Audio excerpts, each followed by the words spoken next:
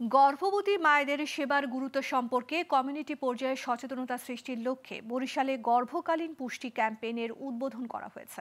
বরিশালের Uzirpur social marketing company SMC এই campaign আয়োজন করে। রোববার বেলা 11:30টার দিকে উপজেলার গুটিয়া এলাকায় 2 দিনব্যাপী কার্যক্রমের উদ্বোধন করা হয়। কর্মসূচিতে এসএমসির ব্যবস্থাপনা পরিচালক ও প্রধান নির্বাহী কর্মকর্তা তসলিম উদ্দিন খান, এসএমসি এন্টারপ্রাইজের ব্যবস্থাপনা পরিচালক সাইফ নাসির এবং এসএমসি পরিচালনা পর্ষদের সদস্যরা উপস্থিত ছিলেন।